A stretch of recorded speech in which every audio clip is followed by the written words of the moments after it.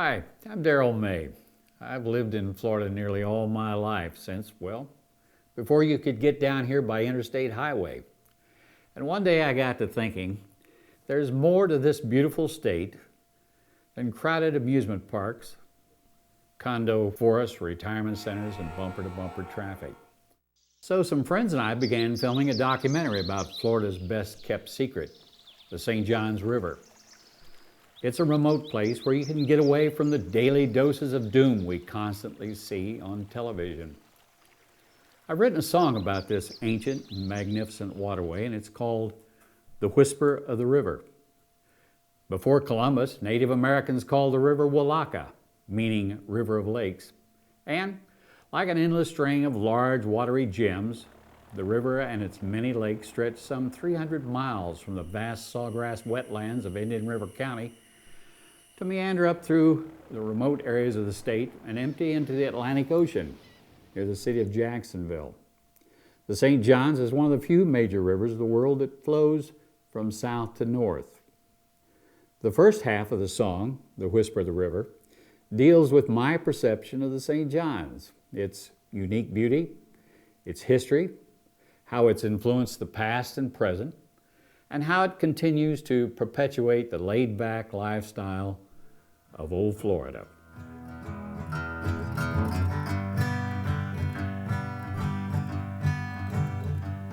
Come and listen to the river as it rambles to the sea. There's savvy in its whisper, there's ancient history. There's wisdom in its waters, there's a message for the soul. There's splendor in its silence, yet tales to be told.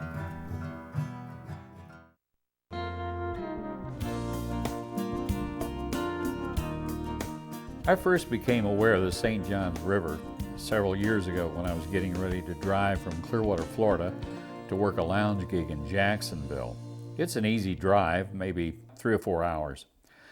Chuck Floyd, a guitar picking buddy of mine, suggested that I pass up the interstate highways and just for fun, take State Road 19, a winding blacktop road to Salt Springs, a little town in the middle of the Ocala National Forest. Then he said, watch for a sign pointing to the Fort Gates Ferry. He said the drive between Salt Springs and the St. Johns River would be an interesting ride along 7 miles of gravel road.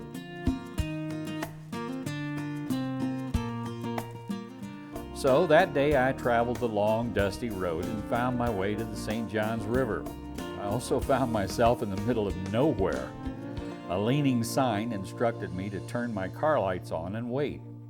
So I stood around, patiently studying the water and wondering. I waited for what seemed like a very long time, then I spotted this odd contraption, a half-mile away, and it was chugging across the water in my direction. And I'm thinking, do I want to put my car and all my worldly possessions on that dented bucket of rust? As it got closer, I could also see the barge had a slight list to port. But I decided to cast my fate to the wind, or water, and I cautiously drove onto the 2-car barge. The ferry and the Gateway Fish Camp are owned and operated by Dick Hackett and Dale Jones. They make the perfect team. Dale pilots the ferry, while Dick supervises and calls the shots from his favorite chair under a tree. The fish camp is a remote hideaway that takes you back to simpler times. Dick will rent you a cabin with an airy porch and a rocking chair. If you feel like getting closer to nature, there's lots of shade for a camper. You can stay 2 days or 2 months.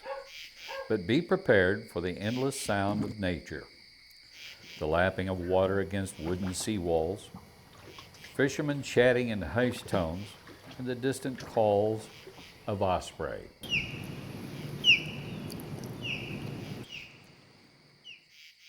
Keep an eye on Frazier. He's a longtime fish camp resident that earns his keep working with ferry pilot Dale Jones. First, Frazier checks the river current, takes a look around, then gives a heads up to signal it's all clear to turn the boat around. It's nature and man working hand in hand.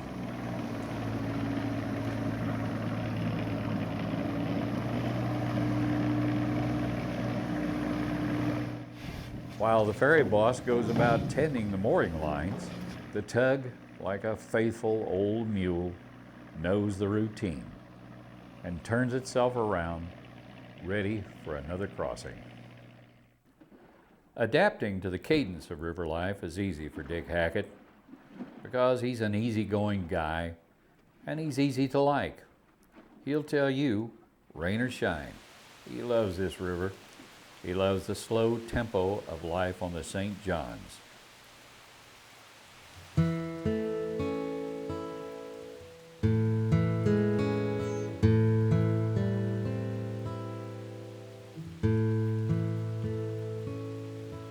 Somewhere in the rain,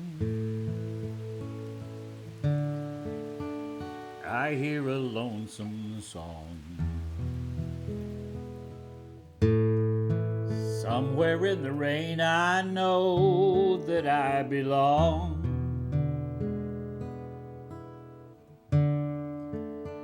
Right here on the river, where the cypress poke the sky, where south winds bring rain clouds that sing a sawgrass lullaby.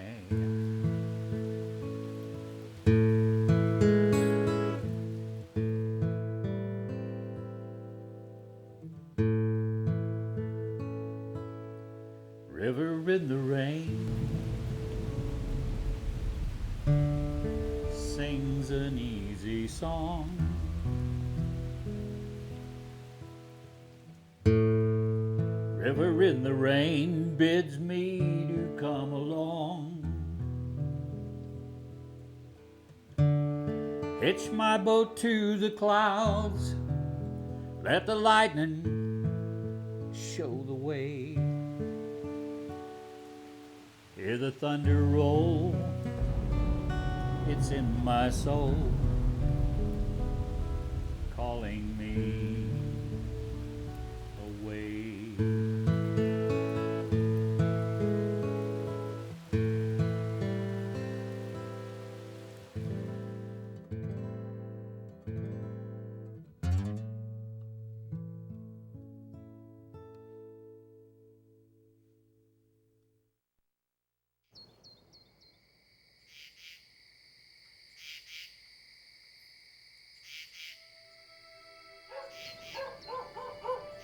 Daybreak comes easy on the St. John's.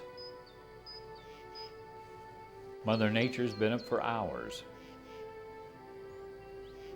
The smell of coffee and bacon hangs in the air.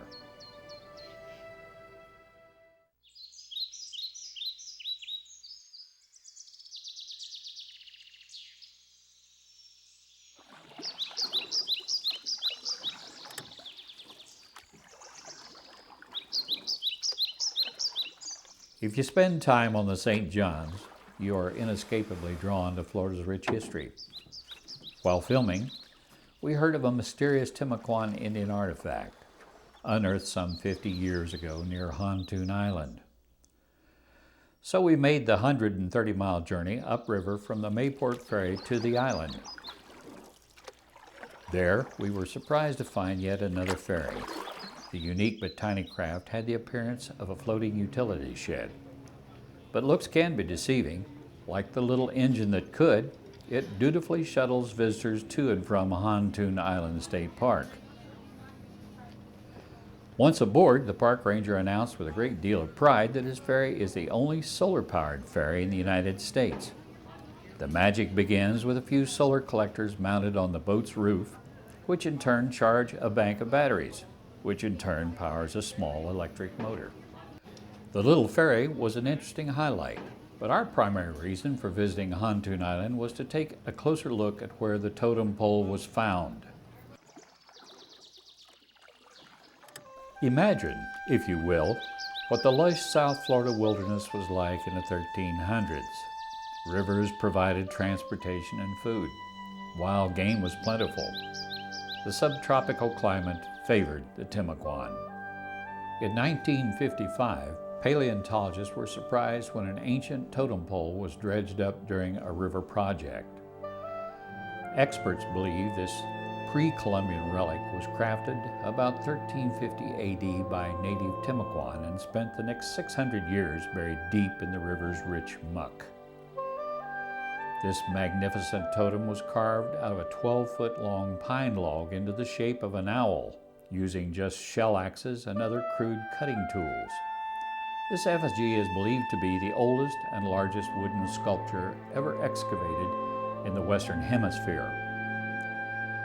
Historically, totems were used to identify a particular clan, so perhaps the Huntoon Timucuan were proclaiming themselves to be the clan of the owl.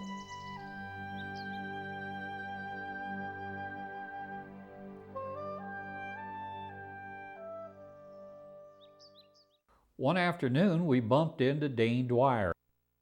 This extraordinary Florida native, who grew up in nearby San Mateo, enthusiastically offered to give us a one-of-a-kind view of the river from a flying contraption called a powered parachute. My name is Dwyer. I live in the city of San Mateo in Putnam County, Florida. I am a powered parachute pilot and a nuisance wildlife trapper. What is it? What's the technical name for this flying machine here? The actual name is a powered parachute, and this particular model is manufactured by a firm out of Washington State. It's called Six Shooter Industries, and this is an SR5 XP. A chute twist, which is where you have to be very careful about the way you pull the chute out, because if you invert it or roll it, then you can imagine.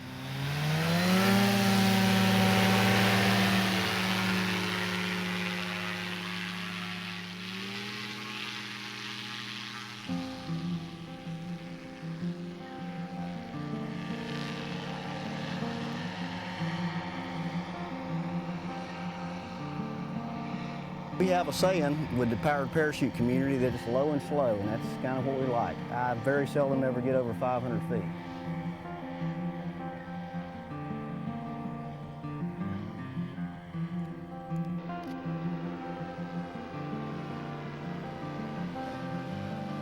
It's more than just a go-kart with a propeller. It's really a high-tech machine.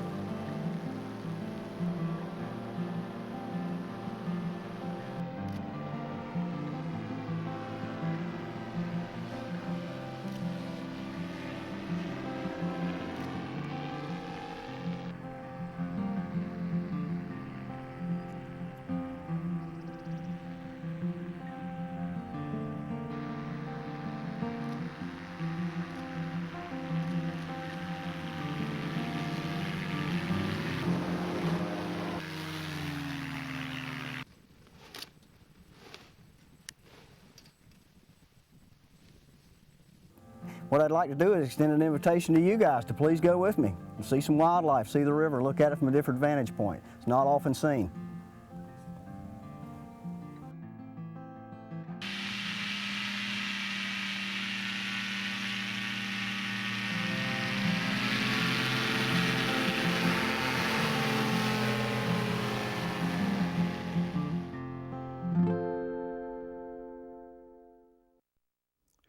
The St. John's has its share of unique and overlooked characters.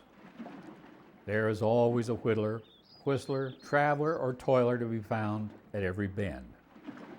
We stumbled upon Rand Spees, who, by profession, is truly a master boat builder and restorer of old wooden vessels.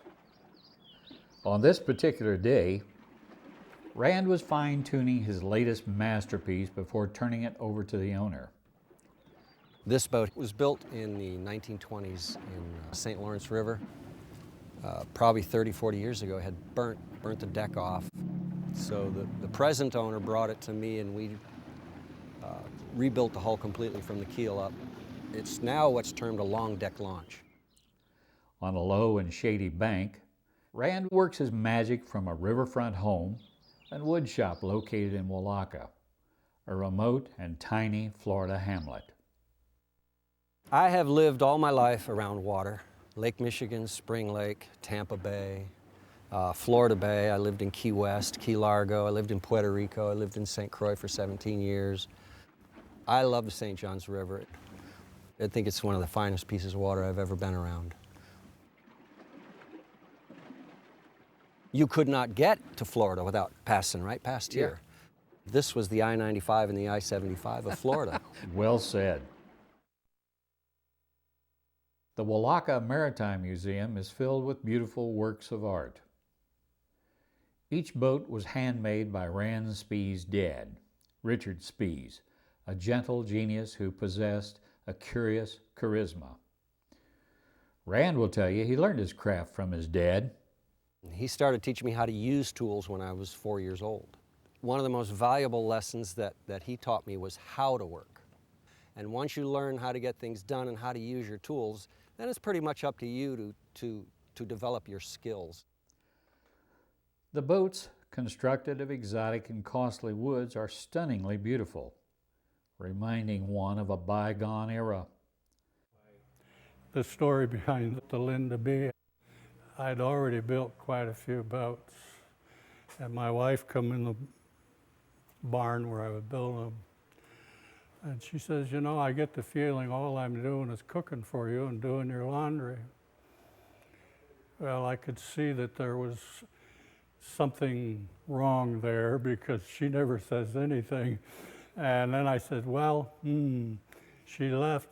So then I built this smokestack here, and I called the boat the Linda B after her. So how could she turn down the fact that I named a boat after her? So then I could build 3 or 4 more. And so, dodging a domestic ambush, Mr. Spees quickly cobbled together 2 brass umbrella stands to build a smokestack. How does one top that off? Why, with a brass flower pot, of course.